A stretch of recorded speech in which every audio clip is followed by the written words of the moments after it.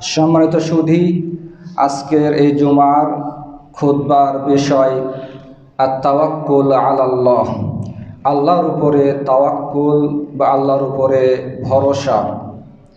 মুমিন হিসেবে আল্লাহর উপরে পূর্ণ তাওয়াক্কুল থাকতেই হবে, এটা ঈমানের একটা অংশ এবং ইবাদতের একটা অংশ। তাওয়াক্কুল থাকবে আল্লাহর উপরে, তেমনিভাবে আসবাব যেটাকে বলা হয়, অর্থাৎ উপায় উপকরণ বা মাধ্যম গ্রহণ করা, সেটা তাওয়াক্কুল বিরোধী নয়। আল্লাহর উপরে তাওয়াক্কুল থাকবে, এর সাথে বান্দার আসবাব বা পাথেয় বা উপায় বা উপকরণ বা মাধ্যম বান্দা গ্রহণ করবে। পার্থিব কোনো উপায় উপকরণ মাধ্যমকে বাদ দিয়ে শুধুমাত্র আল্লাহর উপরে তাওয়াক্কুল করা ইসলাম বলে না। আবার আল্লাহর উপরে তাওয়াক্কুলকে বাদ দিয়ে শুধুমাত্র পার্থিব উপায় উপকরণকে বিশ্বাস করে, এর উপরে ভরসা করাটাও এটা নাস্তিকদের পরিচয়। অর্থাৎ একজন মুমিনের আকীদা বিশ্বাস হবে, তার আমল হবে, আল্লাহর উপরে পূর্ণ তাওয়াক্কুল থাকবে, আল্লাহর উপরে পূর্ণ তাওয়াক্কুল রেখে তিনি বৈধ উপায় যে পার্থিব উপায় উপকরণ সেটা গ্রহণ করবে। এই জন্য রাসূল সাল্লাল্লাহু আলাইহি সাল্লাম বলেছেন, লাউ আন্নাকুম তাতাওয়াক্কালুনা আলাল্লাহি হাক্কা তাওয়াক্কুলিহি, তোমরা যদি আল্লাহর উপরে ভরসা করো যথাযথ ভরসা, তোমরা যদি আল্লাহর উপরে ভরসা করো যথাযথ ভরসা করো, যেভাবে ভরসা করা দরকার, তাওয়াক্কুল করা দরকার, লারাযাকাকুম কামা ইয়ারযুকুত তায়র, তাহলে আল্লাহ তাআলা তোমাদেরকে রিজিক দান করবেন ঠিক সেভাবে, কামা ইয়ারযুকুত তায়র, যেভাবে পক্ষীকুলকে রিজিক দান করেন। তাকদু খিমাসা, প্রতিদিন পক্ষীগুলি লক্ষ লক্ষ মিলিয়ন মিলিয়ন অসংখ্য অগণিত পাখি সকালবেলা তাদের নিড় থেকে তারা বাইরে বেরিয়ে পড়ে খালি পেটে, ও তারুহু বিতানা, আর সন্ধ্যাবেলায় তারা ভরা পেটে ফিরে আসে। রাসূল কি বললেন সাল্লাল্লাহু আলাইহি সাল্লাম, তোমরা যদি আল্লাহর উপরে ভরসা করো যথাযথ ভরসা, যেভাবে ভরসা করা দরকার, তাহলে আল্লাহ তাআলা তোমাদেরকে ঠিক সেভাবে রিজিক দান করবেন, যেভাবে অসংখ্য অগণিত পক্ষীকুলকে রিজিক দান করেন। প্রতিদিন সকালবেলা তারা খালি পেটে তাদের বাসা থেকে নিড় থেকে বেরিয়ে যায়, সন্ধ্যাবেলায় ভরা পেটে ফিরে আসে। এই হাদিস থেকে দুটি বিষয় আমরা পাই। একটি হলো আল্লাহর উপরে তাওয়াক্কুল। সেটা কি পাখিদের কোনো সঞ্চয় থাকে খাবার, যে আজকে পেট ভরে ফিরে আসলো আর কিছু সঞ্চয় করে রাখলো যেটা আগামীকাল খাবে? কোনো সঞ্চয় নেই। প্রতিদিন তারা আল্লাহর উপরে তাওয়াক্কুল করে এবং প্রতিদিন সকালে আল্লাহর উপরে তাওয়াক্কুল করেই পাখিগুলো কোথায় বেরিয়ে যায়? আহারের অন্বেষণে বেরিয়ে যায়। আর দুই নম্বর হলো আসবাব, পার্থিব মাধ্যম উপায় উপকরণ থাকবে। পাখি কিন্তু আল্লাহর উপরে ভরসা করে ঘরে বসে থাকেনি যে রিজিক দাতা আল্লাহ, আমি বাসায় ঘরে বসে থাকবো, আমার রিজিক এখানে চলে আসবে। পাখি কিন্তু তা করেনি। পাখি রিজিকের অন্বেষণে কোথায় বেরিয়েছে? বাইরে বেরিয়েছে তার রুজি বা তার আহার তালাশ করার জন্য, খোঁজার জন্য, এবং আল্লাহ তাআলা তার রুজির ব্যবস্থাও করে দিয়েছেন। আল্লাহর উপরে তাওয়াক্কুলও থাকবে এবং পার্থিব উপায় উপকরণও থাকবে। আল্লাহ তাআলা বলছেন যে ওয়া ইয়াত্তাকিল্লাহা ইয়াজআল লাহু মাখরাজা, যে ব্যক্তি আল্লাহকে ভয় করে আল্লাহ তার জন্য বিপদ মুক্তির পথ ব্যবস্থা করেন। ওয়া ইয়ারযুকুহু মিন হাইসু লা ইয়াহতাসিব, আর তার রিজিকের ব্যবস্থা করেন অকল্পনীয় জায়গা থেকে। মানে বান্দা ভাবতেও পারে না যে তার রিজিক এই জায়গা থেকে এভাবে আসতে পারে। ওয়ামাই ইয়াতাওয়াক্কাল আলাল্লাহি ফাহুয়া হাসবুহ, আর যে আল্লাহর উপরে ভরসা করে আল্লাহই তার জন্য যথেষ্ট। যে ব্যক্তি আল্লাহর উপরে ভরসা করে আল্লাহই তার জন্য যথেষ্ট। আল্লাহকে ভয় করা, তাকওয়া অবলম্বন করা এবং আল্লাহর উপরে তাওয়াক্কুল করা, তাহলে আল্লাহ তার জন্য বিপদ মুক্তির ব্যবস্থা করবেন, পথ ব্যবস্থা করবেন এবং তার রিজিকের ব্যবস্থা করবেন অকল্পনীয় জায়গা থেকে। আর যে আল্লাহর উপরে ভরসা করে আল্লাহই তার জন্য যথেষ্ট, এটা আল্লাহ তাআলা বলছেন। চমৎকার একটি ঘটনা, রাসূল সাল্লাল্লাহু আলাইহি ওয়াসাল্লাম নিজেই একদল সাহাবীকে 300 সদস্য ছিল সেই দলে, সারিয়া বলে আরবিতে, যেই যুদ্ধগুলিতে রাসূল সাল্লাল্লাহু আলাইহি সাল্লাম নিজে নেতৃত্ব দিয়ে যেতেন সেটাকে বলে আরবিতে গাজওয়া। আর যেই অভিযানগুলিতে রাসূল সাল্লাল্লাহু আলাইহি সাল্লাম নিজে যেতেন না, সাহাবীগণকে পাঠিয়ে দিতেন, তাকে বলে আরবিতে সারিয়া, অভিযান। মদিনা থেকে 210 কিলোমিটার দক্ষিণ পশ্চিমে, অর্থাৎ মদিনা থেকে 153 কিলোমিটার দক্ষিণ পশ্চিমে ঐতিহাসিক বদর যুদ্ধের ময়দান। বদর যুদ্ধের ময়দান থেকে আরও আপনাকে যেতে হবে 50 কিলোমিটার দক্ষিণ পশ্চিমে আল বাহরুল আহমার, লোহিত সাগর বা রেড সি যেটাকে বলা হয়, সৌদি আরবের পশ্চিমে মিশর এবং সুদানকে ভাগ করে দিয়েছে। মিশর সুদান এবং সৌদি আরবের মধ্যে ভাগ করে দিয়েছে এই লোহিত সাগর। এই সাগরের কিনারে ঘটনা ঘটেছিল। রাসূল সাল্লাল্লাহু আলাইহি সাল্লাম একটি অভিযানে 300 সাহাবীকে পাঠিয়েছেন। 300 সাহাবীকে পাঠিয়েছেন এই অভিযানে কাফিরদের, মক্কার কুরাইশদের বাণিজ্যিক কাফেলাকে ঠেকানোর জন্য বা আটকানোর জন্য, তাদেরকে পাকড়াও করার জন্য। সেনাপতি বানিয়েছেন আবু উবাইদা আমির ইবনে জাররাহ রাদিয়াল্লাহু আনহু। তিনি আশারায়ে মুবাশশারা যারা সাহাবী তাদের মধ্যে তিনি একজন, তিনি এই অভিযানের সেনাপতি।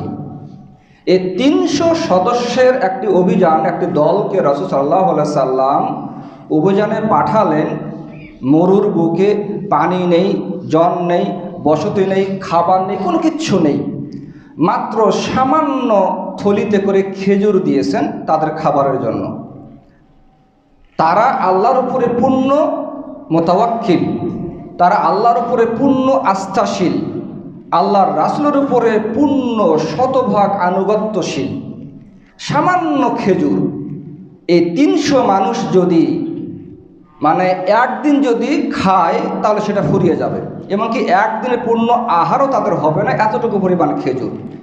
কিন্তু তারাও যেহেতু আল্লাহর উপরে পূর্ণ মুতাওয়াক্কিল, আল্লাহর রাসূলের উপরে পূর্ণ আনুগত্যশীল, এই জন্য তাদের কোনো দ্বিধা সংকোচ নেই।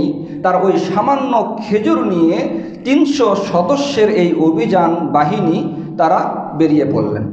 এতটুকু ওজর পেশ করলেন, ইয়া রাসূলুল্লাহ, 300 সদস্যের মানুষ আমরা, আর সামান্য খেজুর, এটা দিয়ে আমরা আমাদের কয় সন্ধ্যা হবে, কয় দিন খাবো, কোনো কথা নেই। নির্দেশ, সোজা বেরিয়ে পড়লেন সামান্য পাথেয় নিয়ে। প্রথম দিকে সেনাপতি তাদেরকে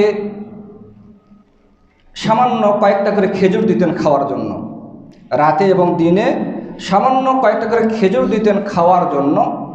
খেজুর ফুরিয়ে যাচ্ছে, এরপরে তাদেরকে মাত্র একটা করে খেজুর দিতেন খাওয়ার জন্য, মাত্র 1 পিস খেজুর, রাতে এবং দিন, রাত দিন মিলে মাত্র 1 টুকরা খেজুর।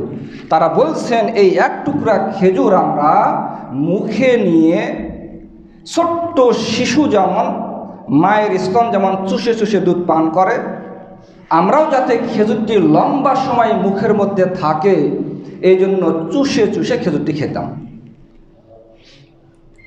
সুবহানাল্লাহ। এক পর্যায়ে এমন অবস্থা দাঁড়ালো যে 1 টুকরা খেজুর রাতে দিনে তাদেরকে দিবেন সেনাপতি, সেটাও আর থাকলো না, কিচ্ছু নেই, ফুরিয়ে গেল। তারা অভিযানে এসেছেন মদিনা থেকে 210 কিলোমিটার দূরে। পরিস্থিতি, সময়, যুগ এই যুগের মতো নয় যে দ্রুত সংবাদ পাঠাবে আবার কেউ নিয়ে আসবে, আর খবর পাঠালেই বাকি, আসলেই চরম অভাব, দুর্ভিক্ষ, খাবারই সেরকম নেই তাদেরকে দেওয়ার মতো। থাকলে তো আল্লাহ তাদেরকে দিয়েই দিতেন বেশি করে। যা হোক, খাবার ফুরিয়ে গেল। 1 টুকরা করে খেজুর রাতে দিনে সেটাও নেই, সেটাও শেষ হয়ে গেল।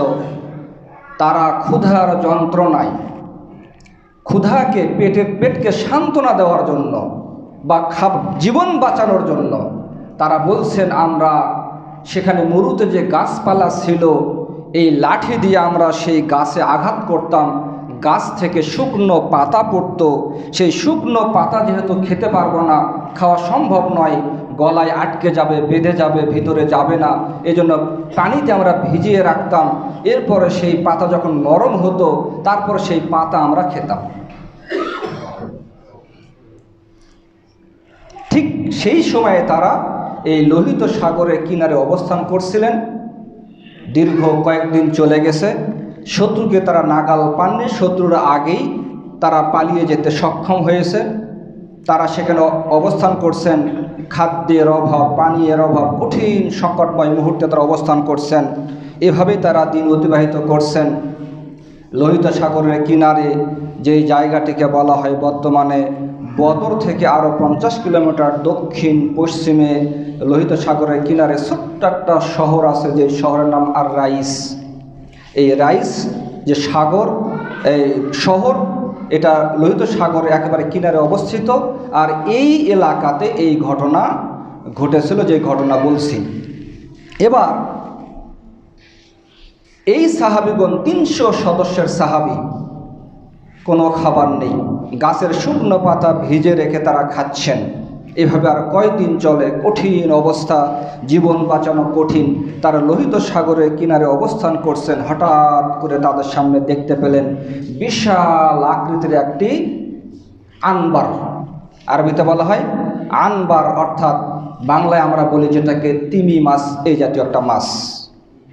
এই মাছটি তারা যখন কিনারে পড়ে আসে, বিশাল আকৃতির, তারা দেখে খুশি হলেন। তখন সেনাপতি তাদেরকে খেতে বললেন, পরক্ষণই বললেন, না না, তোমরা ওটা খেও না, এটা তো মৃত, এটা তো মারা গেছে, সুতরাং তোমরা সেটা খেও না। এরপর আবার পরক্ষণেই বললেন, বরং তোমরা খাও, কেননা তোমরা মুজতর, তোমরা নিরুপায়। কোনো ব্যক্তি যদি এমন অবস্থায় থাকে যে তার কাছে কোনো খাবার নেই, যেই খাবারটি হারাম খাবার এটা ছাড়া, তাহলে জীবন বাঁচানোর তাগিদে যতটুকু খেলে তিনি তার জীবনটা বাঁচবে, ঠিক ততটুকু তিনি খেয়ে নিজের জীবনটাকে বাঁচাতে পারবেন। এমন অবস্থায়ও আছে যে কোনো পানি নেই, একটা হারাম পানি আছে যেটা খেয়ে তার পিপাসা দূর হবে, তার জীবনটা বাঁচবে। তাহলে জীবন বাঁচানোর তাগিদে যেটুকু পরিমাণ পান করলে তিনি বেঁচে যাবেন, ততটুকু পান করা তার জন্য ওই মুহূর্তে বৈধ শরীয়তে। তো তিনি বললেন যে তোমরা সেটা খাও। হয়তোবা তাদের তখন এটা জানা ছিল না, অথবা এই বিধান আল্লাহর পক্ষ থেকে তখনও আসেনি। রাসূল সাল্লাল্লাহু আলাইহি ওয়াসাল্লামকে জিজ্ঞাসা করা হলো মানে সাগরের পানি সম্পর্কে। তিনি বললেন, হুয়া তহুরু মাউ আল হিল্লু মাইতাতুহু, সাগরের পানি হলো পবিত্র, এবং এতে যে প্রাণীগুলি আছে যেগুলো সাগরে বসবাস করে, যদি মারাও যায় তাহলে তোমাদের জন্য খাওয়া বৈধ। তখন তিনি বলছেন, তোমরা যেহেতু নিরুপায়, বাধ্য, জীবন বাঁচাতে হবে, তোমরা সেটা খাও। তখন তারা বলছেন যে এই মাছটি তারা 300 সদস্যের মানুষ, কোনো বর্ণনা এসেছে 15 দিন তারা খেয়েছিলেন, কোনো বর্ণনা এসেছে তারা 30 দিন খেয়েছিলেন এই মাছটি। 30 দিন, 300 মানুষ। তারা বলছেন যে এই মাছটি এত বড় ছিল যে আমাদের মধ্যে সবচেয়ে লম্বা যে মানুষটি এবং সবচেয়ে লম্বা উট যেটা ছিল, এই লম্বা বা বড় উটের পিঠে বসে মাছের যে দুইটা কাটার যে ঘের ছিল, এর ভিতর দিয়ে এপারে ওপারে অনায়াসে পার হয়ে যেত। মানে এত বড় ছিল মাছটি। আর বলছেন সেনাপতি নির্দেশে যে মাছের যে চোখ ছিল, চোখের যে গোলকটা ছিল, এই গোলকের মধ্যে তারা 13 জন মানুষ বসতে পেরেছিলেন একসাথে। এত বড় মাছ ছিল। তারা 15 দিন বা 1 মাস খাওয়ার পরে বিশেষভাবে সংরক্ষণ করে মাছটি মদিনায় সাথে করে কিছু অংশ নিয়েও গিয়েছিলেন। রাসূল সাল্লাল্লাহু আলাইহি ওয়াসাল্লামকে যখন তারা ঘটনা বললেন, রাসূল সাল্লাল্লাহু আলাইহি ওয়াসাল্লাম বললেন, এটা হলো আল্লাহর পক্ষ থেকে রিজিক, যা তিনি তোমাদের জন্য পাঠিয়েছিলেন। সুবহানাল্লাহ। ওয়া ইয়াতাওয়াক্কাল আলাল্লাহি ফাহুয়া হাসবুহ, যে আল্লাহর উপরে ভরসা করে আল্লাহই তার জন্য যথেষ্ট। যে আল্লাহর উপর ভরসা করে আল্লাহই তার জন্য যথেষ্ট। চমৎকার প্রমাণ।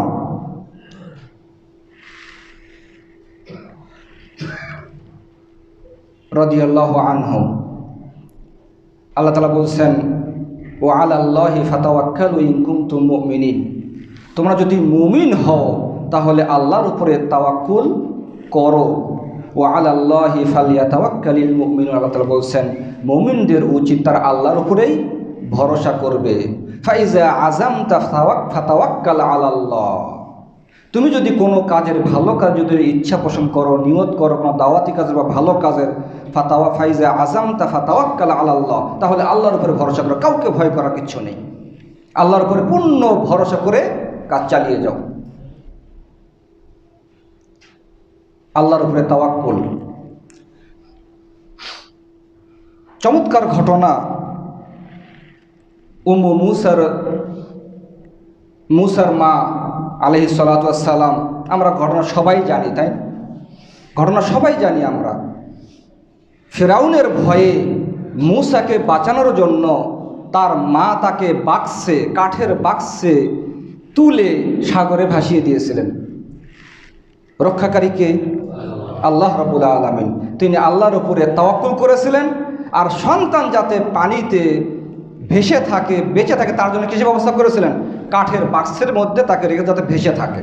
তাওয়াক্কুল থাকবে আল্লাহর উপরে পূর্ণ, আর পার্থিব উপকরণ থাকবে। আল্লাহ রাব্বুল আলামিন এই নদীতে বা সাগরের ঢেউয়েও কী করেছিলেন? মূসা আলাইহিস সালাতু ওয়াস সালামকে হেফাজত করেছিলেন, রক্ষা করেছিলেন, এবং ফিরাউনের উদ্দেশ্যকে নস্যাৎ করেছিলেন। ফিরাউনের বাড়িতে মূসাকে লালিত পালিত করেন কে? আল্লাহ রাব্বুল আলামিন। তিনি অত্যন্ত উত্তম কৌশল অবলম্বনকারী আল্লাহ রাব্বুল আলামিন। তার কৌশলের কাছে পৃথিবীর কোনো কৌশল টিকতে পারে না। তো বলছিলাম তাওয়াক্কুল, তো আল্লাহ রাব্বুল আলামিন তাওয়াক্কুল করার ব্যবস্থা করেন। আরেকটি চমৎকার ঘটনা, বানি ইসরাইলের যুগে একজন মানুষ তিনি কিছু টাকা 1000 স্বর্ণ মুদ্রা ধার চাইলেন। সহিহ বুখারীতে হাদিসটি আসছে। 1000 স্বর্ণ মুদ্রা কারো কাছে ধার চাইলেন। তখন লোকটি বলছে যে ইতিনি বিশুহাদা, তুমি সাক্ষী নিয়ে আসো কয়েকজন। তখন তিনি বললেন কাফা বিল্লাহি শাহিদা, মানে আল্লাহ সাক্ষীর জন্য যথেষ্ট। এরপরে বললেন ইতিনি বিল কাফিল, তুমি জিম্মাদার নিয়ে আসো। তখন তিনি বললেন কাফা বিল্লাহি কাফিলা, জিম্মাদারি হওয়ার জন্য আল্লাহ যথেষ্ট। তখন লোকটি ভাবলো, এই লোকটি যখন এত বড় তাকওয়াবান বান্দা, মুত্তাকি বান্দা, আল্লাহর উপরে আল্লাহকে ভয় করে, তখন কোনো কিছু সাক্ষী জিম্মাদারি ছাড়াই তাকে 1000 স্বর্ণ মুদ্রা, আলফ দিনার, 1000 স্বর্ণ মুদ্রা তাকে দিয়েছে। লোকটি নিয়ে চলে গেছে এবং নির্দিষ্ট সময় বেঁধে দিয়েছে যে এই সময়ের মধ্যেই এই 1000 স্বর্ণ মুদ্রা ফেরত দিতে হবে। মুত্তাকি বান্দা 1000 স্বর্ণ মুদ্রা নিয়ে তিনি চলে গেছেন। এবার সময়, দিন ঘনিয়ে আসছে পরিশোধ করার। যখন পরিশোধ করতে যাবেন, তাকে নদী পার হয়ে যেতে হতো বা সাগর পার হয়ে যেতে হতো। তিনি সাগরের কিনারে এসে, সেই সাগর বা নদী পার হয়ে এসে লোকটাকে, যার কাছ থেকে ধার নিয়েছে, তাকে টাকা পরিশোধ করবেন, কিন্তু কোনো নৌকা বা কোনো বাহন তিনি খুঁজে পেলেন না। সময় গড়িয়ে যাচ্ছে, ওয়াদা দিয়েছে এই সময়ের মধ্যে তাকে পরিশোধ করবে।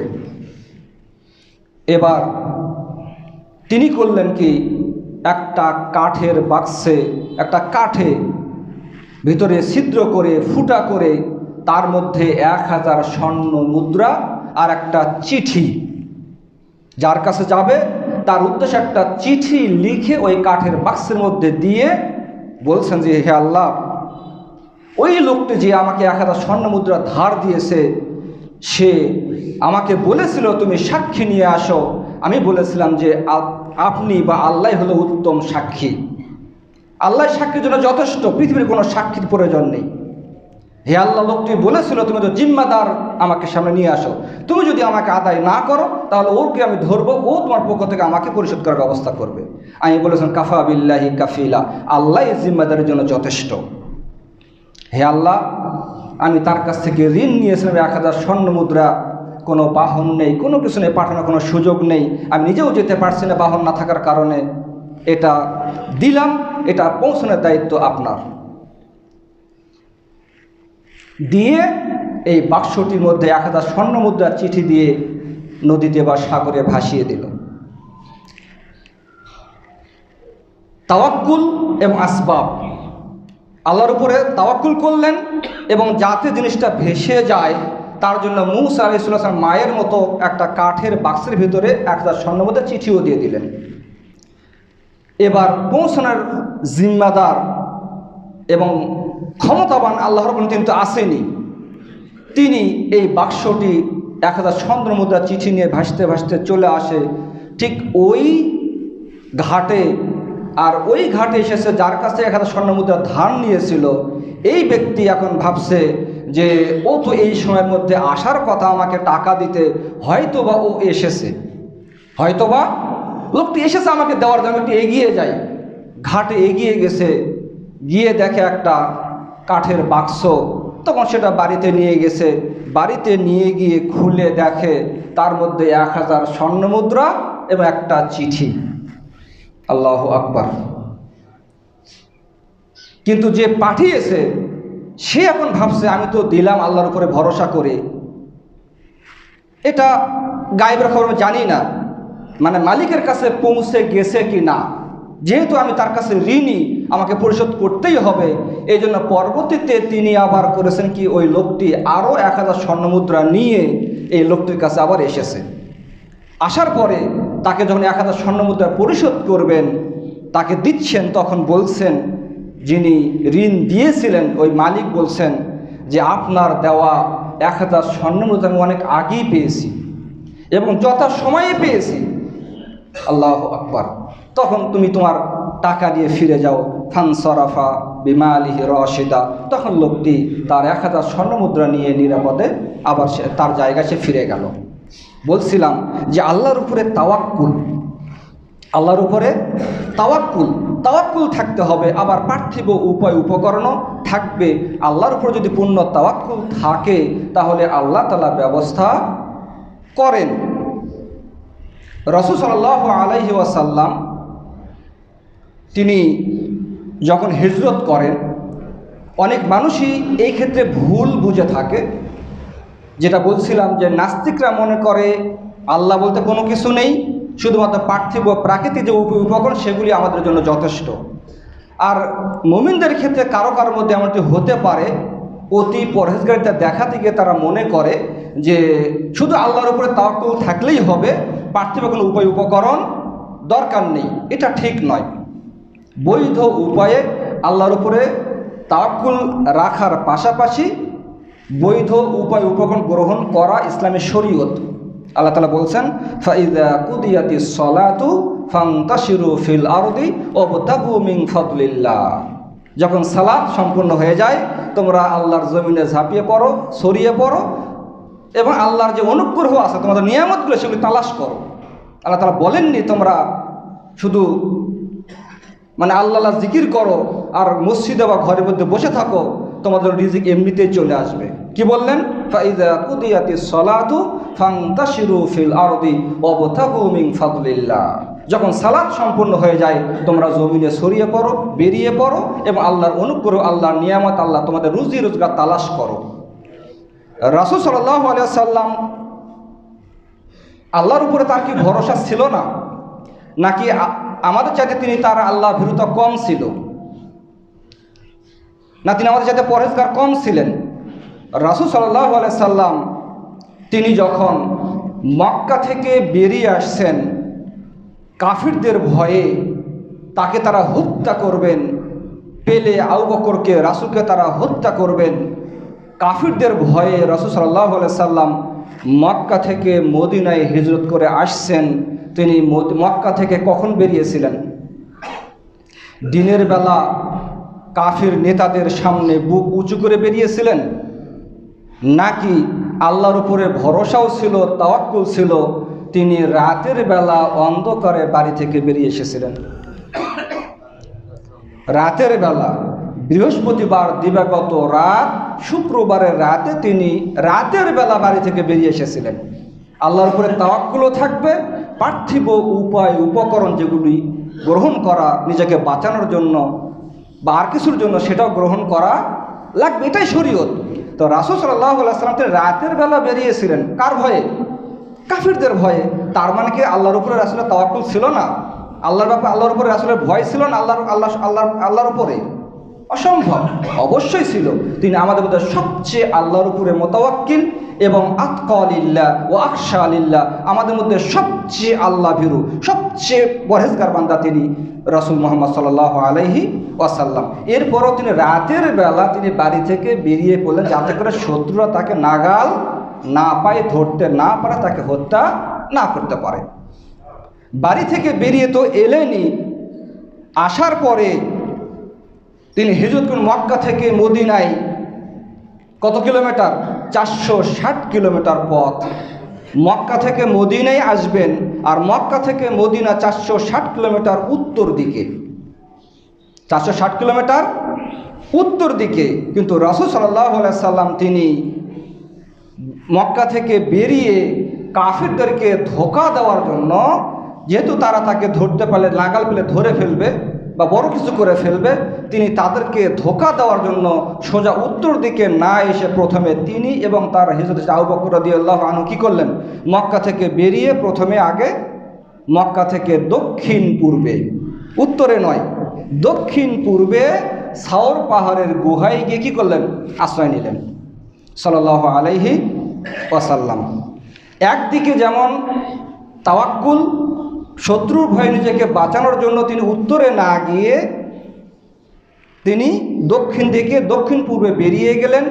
বেরিয়ে গিয়েই ক্ষান্ত হননি, তিনি কিন্তু রাস্তার মোড়ে বা ঘাটে দাঁড়িয়ে থাকেননি যে আল্লাহর উপরে তাওয়াক্কুল আছে, শত্রু আমাকে কিছু করতে পারবে না।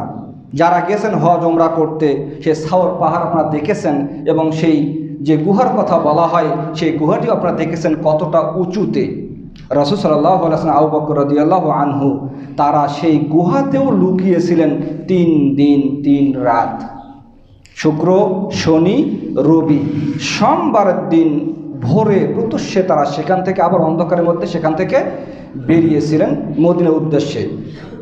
তার মানে আল্লাহর উপরে তাওয়াক্কুল থাকবে এবং পার্থিব উপায় উপকরণ সেটাও গ্রহণ করতে হবে, এটাই হলো শরীয়ত। তো রাসূল সাল্লাল্লাহু আলাইহি ওয়াসাল্লাম আল্লাহর উপরে তাওয়াক্কুল ছিল, এবং আল্লাহর উপরে তাওয়াক্কুল যেমন ছিল তেমনই পার্থিব উপায় উপকরণ তিনি গ্রহণ করেছেন সাল্লাল্লাহু আলাইহি ওয়াসাল্লাম নিজে। রাসূল সাল্লাল্লাহু আলাইহি ওয়াসাল্লাম এবার সেখান থেকে তিনি সাওর পাহাড়ের গুহা থেকে বেরিয়ে গেলেন। আল্লাহর উপরে তাওয়াক্কুল করে সোজা বেরিয়েছেন যে আর কাউকে লাগবে না, এমনটিও নয়। রাসূল সাল্লাল্লাহু আলাইহি ওয়াসাল্লাম মক্কা থেকে মদিনার পথ সেইভাবে আবু বকর এবং রাসূল সেভাবে চিনেনও না, তারা জানতেন না যে কোনটা নিরাপদ পথ হবে মক্কা থেকে মদিনায় যাওয়ার জন্য। রাসূল সাল্লাল্লাহু আলাইহি ওয়াসাল্লাম আবু বকর একজন কাফিরকে, তার নাম ছিল আব্দুল্লাহ বিন উরাইকিত, তাকে কি করলেন? পয়সার বিনিময়ে এই ব্যক্তি ছিল দক্ষ পথ প্রদর্শক, সেই পথ চিনত, এই রাস্তা চিনত যে মক্কা থেকে মদিনা যাওয়ার পথ কোনটা এবং নিরাপদে যাওয়া যাবে কোনভাবে। রাসূল সাল্লাল্লাহু আলাইহি ওয়াসাল্লাম আবু বকর তাকে কি করলেন? পয়সার বিনিময়ে ভাড়া করলেন। এই আব্দুল্লাহ বিন উরাইকিত তাদেরকে পথ দেখিয়ে মক্কায় নিয়ে যাবেন। এখানেও রাসূল সাল্লাল্লাহু আলাইহি ওয়াসাল্লাম পার্থিব উপায় উপকরণ কী করেছেন? গ্রহণ করেছেন। আল্লাহর উপরে তাওয়াক্কুল, পার্থিব উপায় উপকরণ তিনি গ্রহণ করেছেন। একজন কাফিরকে পয়সার বিনিময়ে তিনি কি করলেন? ভাড়া করলেন, যেই লোকটি তাদের দুজনকে মক্কা থেকে মদিনার পথ দেখিয়ে মদিনায় নিয়ে আসবে। এবং এই লোকটি খুব দক্ষ পথ প্রদর্শক ছিল। মক্কার নিম্নভূমি দিয়ে, নিম্নাঞ্চলগুলি দিয়ে খুব সঙ্গোপনে তাদেরকে নিয়ে মদিনায় চলে আসলেন। জি, আল্লাহর উপরে তাওয়াক্কুল থাকলে আল্লাহ রাব্বুল আলামিন তাদেরকে রক্ষা করেন, হেফাজত করেন, এটাই ঠিক। একটু আসার পরেই সুরাকা বিন মালিক, মক্কার কাফিরেরা ঘোষণা করেছে যে মুহাম্মদকে অথবা আবু বকরকে অথবা তাদের দুজনকে অথবা যে কোনো একজনকে যদি কেউ জীবিত অথবা মৃত যদি ধরে নিয়ে আসতে পারে তাহলে তাকে 100 লাল উট পুরস্কার দেওয়া হবে। 100 লাল উট পুরস্কার দেওয়া হবে। 100 লাল উট মানে সবসময় দামি জিনিস। এখনও মক্কাতে বা মরুর দেশে, উটের দেশে লাল উট সবচেয়ে দাম বেশি। আমাদের দেশেও হয়তো বা লাল ষাঁড় যদি হয় দামটা তুলনামূলক বেশি হয় আমার জানা মতে।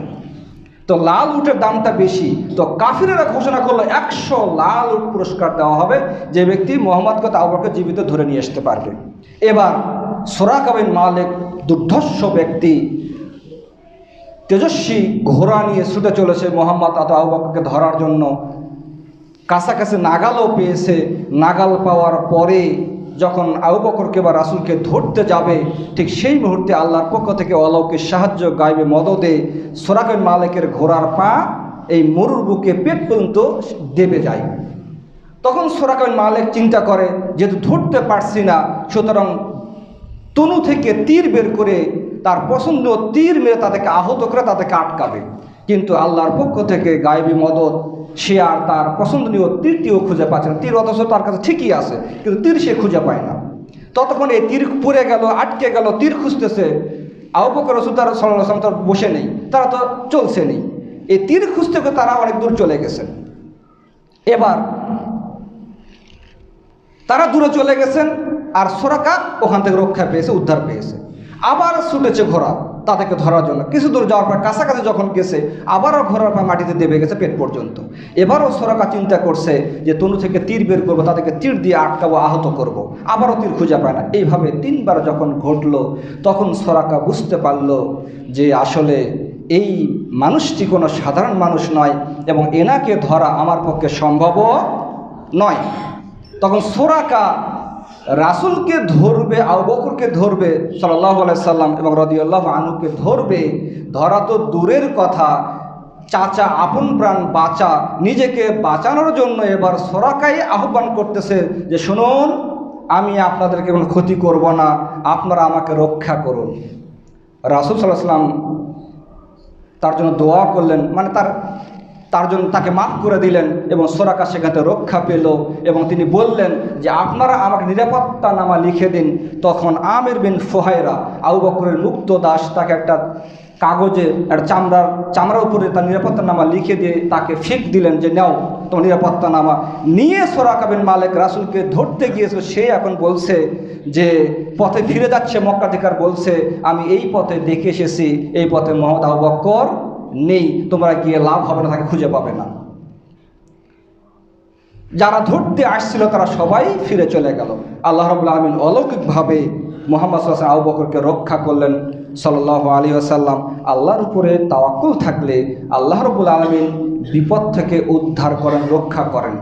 আরেকটু পথ এসে রাসূল সাল্লাল্লাহু আলাইহি সাল্লাম এবং আবু বকর রাদিয়াল্লাহু আনহু খিমাতু উম্মি মা'বাদ, যাকে বলা হয় উম্মু মা'বাদের তাবু, উম্মু মা'বাদের তাবুতে পৌঁছে গেলেন। আর উম্মু মা'বাদ ছিলেন অতিথিপরায়ণ মানুষ। তিনি বাইরে বসে থাকতেন রাস্তার ধারে, কেউ যদি ওই দিক দিয়ে পার হয়ে যেত তাদেরকে মেহমানদারি না করে ছাড়তেন না।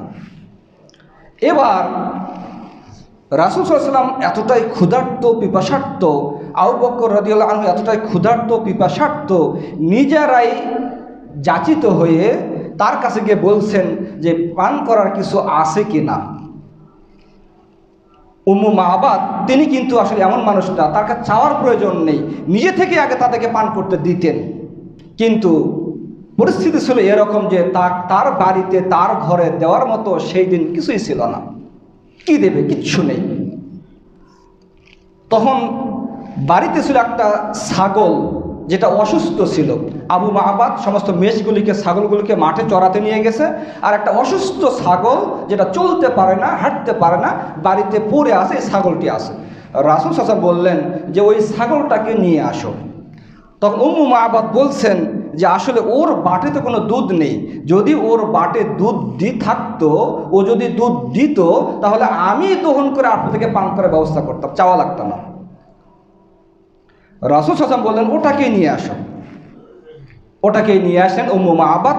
রাসূল সাল্লাল্লাহু আলাইহি ওয়াসাল্লাম বিসমিল্লাহ বলে তার বাটে হাত রাখলেন পাত্র নিয়ে, এবং দ্রুত পাত্র দুধে ভরে গেল। অর্থাৎ দুধের ছাগল ছিল না, ওটা অসুস্থ ছাগল, দুধও দিত না, ওর বাড়িতে কোনো দুধ ছিল না। এটা আল্লাহ রাসূলের মুজিজা, আল্লাহর উপরে তাওয়াক্কুল, আল্লাহর পক্ষ থেকে অলৌকিক সাহায্য।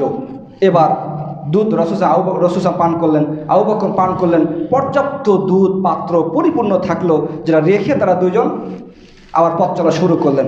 কিছুক্ষণ পরে আবু মা'বাদ বাড়িতে এসেছেন, তারাও বেরিয়েছেন।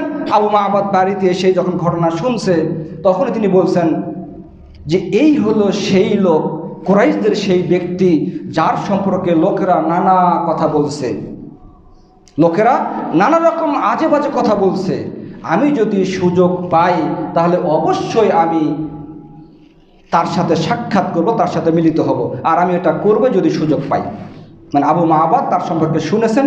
এই কথা শোনার সাথে সাথে তার সুধারণা যে ইনি কোনো সাধারণ কোনো মানুষ নন। তো রাসূল সাল্লাল্লাহু আলাইহি সাল্লাম এভাবে আল্লাহর পক্ষ থেকে তারা মুতাওয়াক্কিল ছিলেন, আল্লাহর উপরে তাওয়াক্কুল তাদের ছিল, আর আল্লাহর পক্ষ থেকে গায়েবী মদদ, বিপদ মুক্তির পথ ব্যবস্থা আল্লাহর পক্ষ থেকে এসেছিল। যদিও আমাদের সমাজে এই মুতাওয়াক্কিল মানুষ, আল্লাহর উপরে তাওয়াক্কুলকারী মানুষের খুবই অভাব।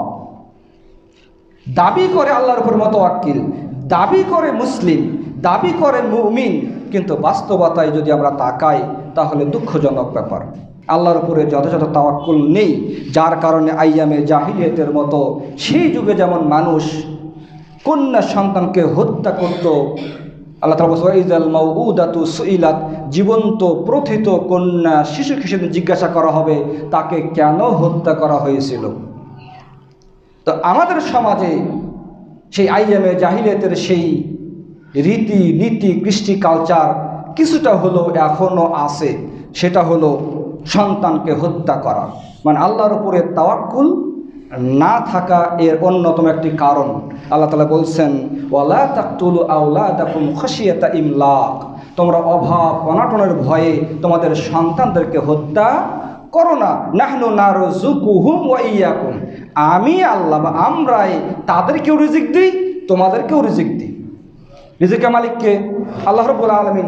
300 সাহাবী সেই সাগরের কিনারে বিশাল তিমি মাছ দিয়ে তাদের রিজিকের ব্যবস্থা করলেন। ওই রকম অসংখ্য অগণিত তিমি মাছও কিন্তু সাগরে আছে, তাদেরও রিজিকের ব্যবস্থা কে করেন? আল্লাহ রাব্বুল আলামিন। কিন্তু আমরা মুমিন মুসলিম বান্দা আল্লাহর উপরে তাওয়াক্কুল এতটাই কমে গেছে যে আমাদের বাংলাদেশের জরিপ বলছে 3%-এরও বেশি শিশু বা ভ্রূণকে হত্যা করা হয়। কেন হত্যা করে জানেন? এক, বেশি সন্তান নেবে না। বেশি সন্তান নিলে কি হবে?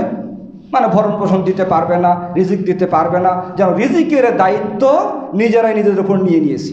অথচ আল্লাহ তাআলা বলছেন ওমা মিন দাব্বাতিন ফিল আরদি ইল্লা আলাল্লাহি রিজকুহা, পৃথিবীতে বিচরণশীল এমন কোনো প্রাণী, পশু, কীট, পতঙ্গ নেই জমিনে চলাফেরা করে, তার রিজিকের দায়িত্ব কার উপর নেই?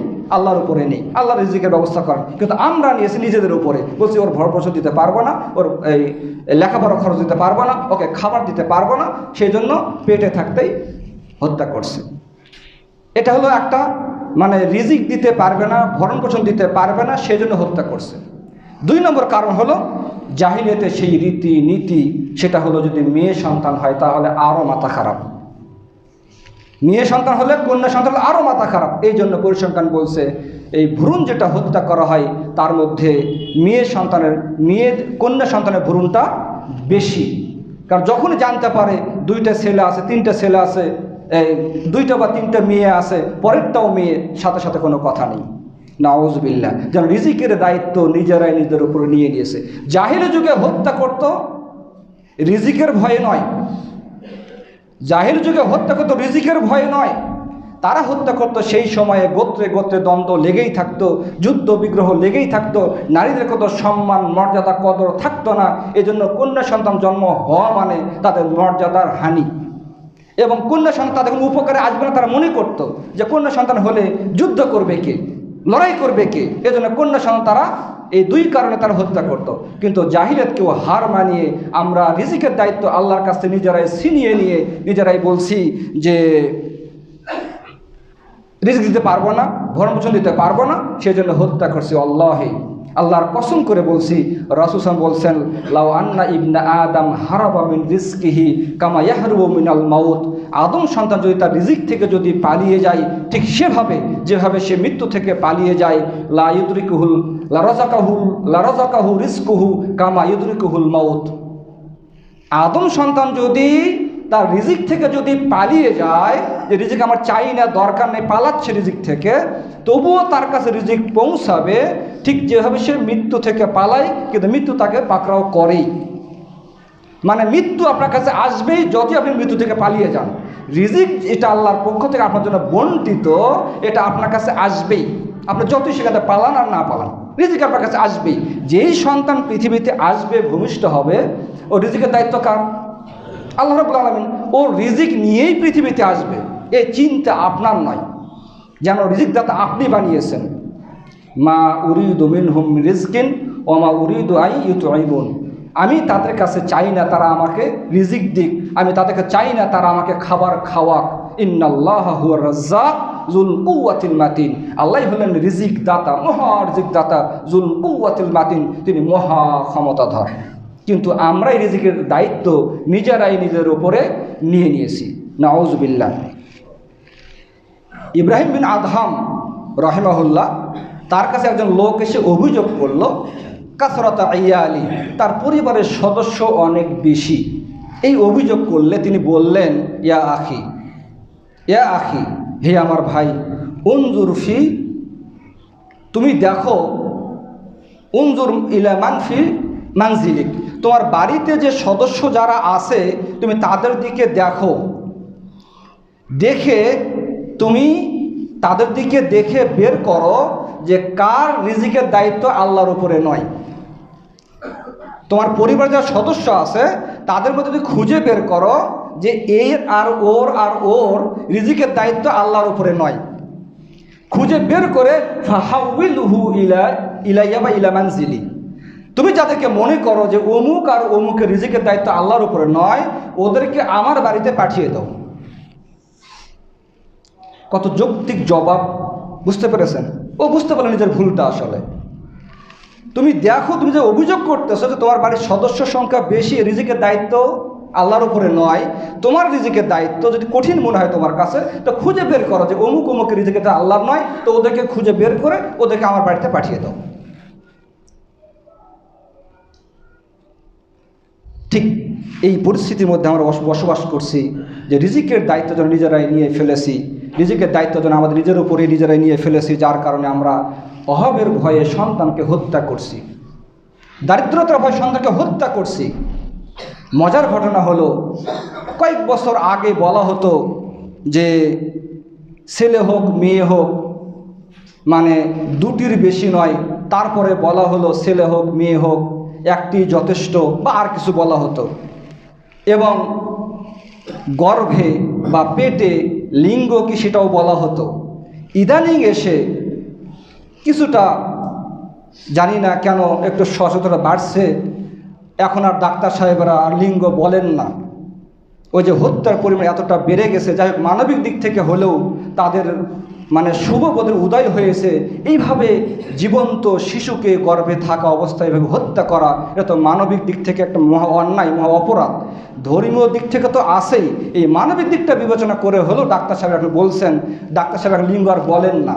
মানে ছেলে হোক মেয়ে হোক, যার মেয়ে আছে যার ছেলে আছে মেয়ে চাই, যার মেয়ে আছে ছেলে চাই, তো বিপরীতটা হলে আর পছন্দ করছে না, হত্যা করছে, পেটে থাকা অবস্থায়, জীবন্ত থাকা অবস্থায় হত্যা করছে, ফেলে দিচ্ছে, নষ্ট করছে। কিংবা স্ত্রীর উপরে অন্যায় অবিচার নির্যাতন চালায়, স্ত্রীকে হত্যার ঘটনাও আমরা পত্রপত্রিকায় শুনতে পাই। কেন ভাই?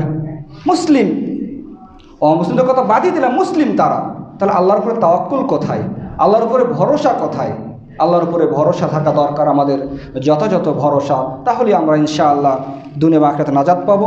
এবং রিজিকের দায়িত্ব আল্লাহ রাব্বুল আলামিনের, আপনি আমি নিজের উপরে চাপিয়ে নিয়ে অযথাই নিজেকে কষ্ট দেওয়ার কোনো প্রশ্নই ওঠে না, কোনো প্রয়োজন নেই। রিজিক আল্লাহর পক্ষ থেকে নির্ধারিত, প্রত্যেকের জন্য যেটা রিজিক বন্টিত আল্লাহর পক্ষ থেকে, তিনি সেটা পাবেনই, ইচ্ছাই কিংবা অনিচ্ছাই।